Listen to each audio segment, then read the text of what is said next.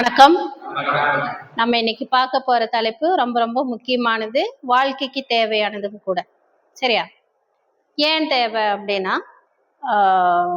நம்ம இப்ப எப்படி வேணாலும் வாழலாம் அப்படின்ற ஒரு கட்டமைப்புக்குள்ள உலகம் போயிருச்சு. நெறியோட யாருமே வாழற மாதிரி தெரியல, ஒரு சிலரை தவிர. சரியா? அந்த வகையில பக்தி அப்படிங்கறது நம்மளுக்கு எவ்வளவு முக்கியத்துவம் வாய்ந்தது அப்படின்றத பத்தி இன்னைக்கு நம்ம பேச போறோம். அந்த பக்தி உங்களுக்கு என்ன சொல்லி கொடுத்துருக்கு அப்படின்றத நீங்க சொல்லலாம். நம்ம வெறுமனே வாய் வார்த்தையா பேசாம நம்ம இலக்கியம் சார்ந்து நிறைய பக்தி எண்ணங்களை மாணவர்கள் மத்தியில கொடுக்கணும் அப்படின்றது நம்மளுக்குரிய பாடத்திட்டமா இருக்கு.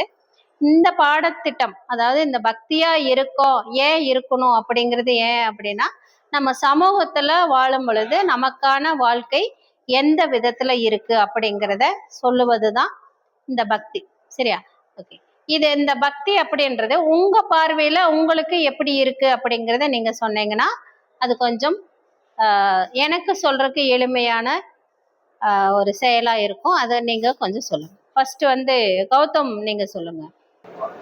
ஒரே நிமிஷம். உங்களை பக்தி பத்தி என்னோட பாயிண்ட் ஆஃப் வியூல பார்த்தா, ஒரு மனுஷனோட சுய கட்டுப்பாடுங்கிறது தான் பக்தின்னு நம்ம சொல்லிக்கலாம். ஏன்னா மனுஷங்க அவங்களுக்கு பிடிச்ச மாதிரி இருந்துக்கலாம் அப்படின்னு நினைச்சிட்டா ஒழுக்கம் இல்லாத செயல் நிறைய பண்றதுக்கு வாய்ப்பு இருக்கு. அதனால ஒரு கட்டுப்பாடுன்னு ஒண்ணு வேணும். அதுக்கு கடவுள் அப்படின்னு சொல்லிட்டு ஒரு சில நம்மளே வச்சு நம்ம வழிபடுறது தான் அது, சில கட்டுப்பாடுகளோட இருக்கிறதுக்கு. இப்போ கோவிலுக்கு போறோம்னா இப்போ ஒரு அமைதி இப்போ கோவிலுக்கு போறோம்னா எல்லாரும் ஒரு மனத அமைதி இல்லாம எல்லாரும் ஒரு நிம்மதியான இடத்த தேடி போவாங்க. அதுக்கு மெயினா எல்லாரும் போற இடம் கோயில். அவங்க அமைதியா இருந்து யோசிக்கிறது, எதுவா இருந்தாலும் ஒரு கடவுள்கிட்ட அவங்க மனசுக்குள்ள இருக்கிறத சொல்றதுனால அவங்க மைண்ட் ரிலீஃப் ஆகும். அதுக்காக அவங்க கோயிலுக்கெல்லாம் போறாங்க. இப்போ கோயில்ல நம்ம பண்ற வழிபாடு அதெல்லாம் இருக்கிறது, அதுக்கும் சயின்டிபிக் ரீசன்ஸும் நிறைய இருக்கு. அதனால கடவுளுங்கிறது நம்ம ஒழுக்கத்தை மட்டுமே பின்பற்றணுங்கிறதுக்காக ஒரு விஷயமே தவிர, கடவுள்னு எனக்கு பெருசா கடவுள் நம்பிக்கை கிடையாது. இப்போ நம்ம காலையில நேரத்துல எந்திரிக்கிறோம், அதுக்கப்புறம் கோவிலுக்கு போறோம் அப்படின்னா அதுலயே சின்ன சின்ன விஷயம் இருக்கு, சயின்டிபிக் ரீசன்ஸு. காலையில ஆக்சிஜன் லெவல் நிறைய இருக்கும், அந்த மாதிரி நிறைய இருக்கு. அதனால கோவிலுக்கெல்லாம் போறோம். அதுக்கப்புறம் ஒரு ஒரு ரிலீஜன்லயும் ஒரு ஒரு மாதிரி அவங்களோட கண்டிஷன்ஸை ஃபாலோ பண்ணுவாங்க. அந்த மாதிரி ஹிந்துஸ் பார்த்தா கோவிலுக்குள்ள போகும்போது யாரும் மெயினா கோவிலுக்கு போறதுன்னா மன நிம்மதி தேடி தான் நிறைய பேர் கோவிலுக்கு போறாங்க. அதுக்காக தான் பக்தி வேணும் அப்படின்னு சொல்லி நான் நினைக்கிறேன். அவ்வளவுதான். பக்தியை பத்தி என்ன சொல்லணும்னா, நமக்கு மேல ஒரு சக்தி இருக்கு அப்படின்ட்டு நம்புறவங்களுக்கு சாமி கண்ணுக்கு தெரியும். இப்போ நமக்கு ஒரு மனசு கஷ்டமா இருக்கு, ஒரு விஷயத்தை யார்கிட்டயே சொல்லி புலம்ப முடியல, அவங்க சொன்னா நம்ம ஜட்ஜ் பண்றாங்க அப்படின்னு நினைக்கும் போது நம்ம அந்த சாமி கிட்ட சொல்லும்போது நமக்கு மன நிம்மதியா இருக்கும். சாமி நம்மளை எதுவும் ஜட்ஜ் பண்ண போறோம் அப்படி யோசிக்கிறவங்களுக்கு சாமி கண்ணுக்கு தெரியலாம். இப்போ நமக்குலாம் கடவுள் நம்பிக்கை இல்லாட்டியும் நம்ம வீட்டில் இருக்கிற அம்மா அப்பாங்களுக்கு எல்லாத்துக்குமே கடவுள் நம்பிக்கை இருக்கும். நம்ம இந்த ஜென்ரேஷன் மட்டும்தான் நமக்கு கடவுள் நம்பிக்கை இருக்கிறது இல்லை. ஏன்னா அப்படி காலகட்டம் மாறிட்டு வரனால கடவுள் நம்பிக்கை இருக்கிற எல்லாம் குறைவா இருக்கு. எல்லாத்துக்குமே கடவுள் நம்பிக்கை யாருக்கும் இல்லாமல் போயிட்டு இருக்கு. கொரோனா கதையெல்லாம் அப்புறம் சும்மா எடுத்து வச்சிருக்காங்க எல்லாம். அப்ப நடந்ததெல்லாம் பொய்யா? ஒரு நிமிஷம். பக்தியா இருக்கிறது ரொம்ப மூட நம்பிக்கையா இருக்கக்கூடாது. கடவுள் நம்பிக்கை மட்டும் இருந்தா போதும். எதுக்கு நம்ம பக்தியா இருக்கணும்னா, சின்ன வயசுல இருந்தே நம்ம வீட்டுல நமக்கு சொல்லி வளர்த்திருப்பாங்க. இப்படி கடவுள் டெய்லி வாரம் வாரம் கோயிலுக்கு போகணும், ப்ரேயர் பண்ணணும், அப்போதான் நமக்கு எல்லாமே கிடைக்கும், கடவுள் அப்போதான் நம்ம கூட இருப்பாரு, நம்மளை பாதுகாப்பாரு அப்படின்னு சொல்லி. அதனால கொஞ்சம் பக்தி இருக்கு. ஆனா இப்போ கடவுள் இருக்காரா இல்லையான்னு கேட்டா அது எப்பவுமே ஒரு புதிரா தான் இருக்கு, இன்னும் கண்டுபிடிக்காதது. சில பேர் சொல்லுவாங்க கடவுள் இருக்காரு, நிறைய விஷயங்கள்லாம் நடக்குதுன்னு. ஆனா அது இன்னும் கடவுளே நேர்ல சொன்ன மாதிரி இல்லைல்ல. இது எப்படியோ ஒரு விஷயம் நடக்குது, அது கடவுள்னாலதான் இது நடந்துச்சுன்னு சும்மா இன்னொருத்தவங்க சொல்லிதான் நடக்குது. அதனால என்னை பொறுத்த வரைக்கும் ஒரு 50-50% தான் நான் இருப்பேன். கடவுள் இருக்காருன்றது ஒரு 50%, இல்லைன்றது ஒரு. அதனால என்னை பொறுத்த வரைக்கும் கொஞ்சம் பக்தியா இருக்கலாம், அப்படிதான்.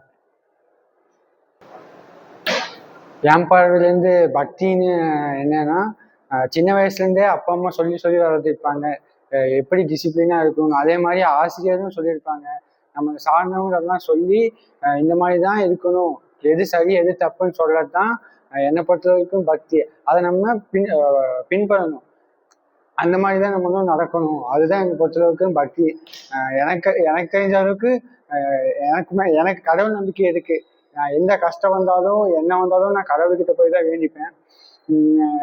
அது எனக்கு கிடைச்சாலும் சரி கிடைக்கலாலும் சரி, எனக்கு பிடிச்சது வந்து எனக்கு என்ன வேணுமோ அதை நான் கடவுள்கிட்ட போய் வேண்டிப்பேன். மற்றபடி ஒழுக்கத்தை வந்து மெயினாக ஒழுக்கத்தை வந்து ஆசிரியர் ஒழுக்கத்தை கற்றுக் கொடுத்தா அது எல்லாத்துக்கிட்டையும் நம்ம கரெக்டாக நடக்கணும். அதுதான் என்னை பொறுத்த வரைக்கும் பக்திங்கிறது. தேங்க்யூ. சரி, நம்ம ஏன் பக்தியா இருக்கணும் அப்படின்னா, நம்ம ஒழுக்கமா இருக்கணும். முதலாவது நல்ல விஷயங்கள் கத்துக்கணும். இதெல்லாம் நமக்கு எதன் மூலியமா கிடைக்கும் அப்படின்னு பார்த்தோம்னா, நிச்சயமா பக்தியால கிடைக்கும் அப்படின்னு நானும் நம்புறேன். நம்ம காலேஜ்ல என்ன பண்றாங்க அப்படின்னா, காலையில நீங்க வந்து முதல் பாட வேலை இருக்குல்ல, ஃபர்ஸ்ட் ஹவர்ல என்ன பண்றாங்க, ஒரு 5 நிமிஷத்துல இருந்து 10 நிமிஷம் வரையிலும் மெடிடேஷன் மாதிரி ஒரு விஷயம் பண்ணணும். அதாவது பக்தி கலந்து நம்ம வந்து மன அமைதி பெறணும். இந்த நாள் முழுவதும் நம்மளை வந்து பீஸ்ஃபுல்லா வச்சுக்கணும். அப்படின்றது எதுல இருந்து நம்மளுக்கு கிடைக்கும் அப்படின்னா, நம்ம காலையில என்ன வேண்டிக்கிறோமோ என்ன நினைக்கிறோமோ அது ஒரு நல்ல பாசிட்டிவ் வைப்ரேஷன் இல்லையா. காலையில என்ன நினைப்போம், இன்னைக்குரிய நாள் வந்து நல்லா இருக்கணும், நல்லபடியா போகணும் அப்படின்னு நினைப்போம் இல்லையா. இத வந்து நம்ம ஒரு பக்தியா நினைச்சிட்டு கடவுள் மூலியமா ஒரு செயலை செய்யறதுக்கு ஆரம்பிச்சோம்னா, எந்த செயலுமே சரி, நம்பிக்கை இருக்கிறவங்களும் சரி இல்லாதவங்களும் சரி, நல்ல எண்ணத்தோட நம்பி அதை வந்து முழு மனதோட அந்த வேலையை தொடங்குறதுக்கு ஆரம்பிச்சோம் அப்படின்னா, உண்மையாலுமே அது நம்மளுக்கு ஒரு வெற்றியை தரும் ஒரு செயலா இருக்கும். சரியா. இதுக்கு நம்மளுக்கு காரணம் என்னவா இருக்கும் அப்படின்னா, நம்ம ஏதோ ஒரு நம்மளுக்கு மேல இருக்கிற ஒரு சக்தி மேல பற்று கொண்டு நம்ம கடவுளிடம் வேண்டுறோம் இல்லையா. அது எந்த மதமானாலும் சரி, இந்து மதமா இருந்தாலும் சரி, கிறிஸ்தவ மதமா இருந்தாலும் சரி, இஸ்லாம் மதமா இருந்தாலும் சரி, ஒரு சிலர் கடவுள் நம்பிக்கை இல்லாதவங்களா கூட இருக்கலாம். ஒரு சிலர் வந்து கடவுள் நம்பிக்கை பாதி அறிவியல் பாதி, இந்த மாதிரி கொள்கையுடையவங்களா கூட இருக்கலாம்.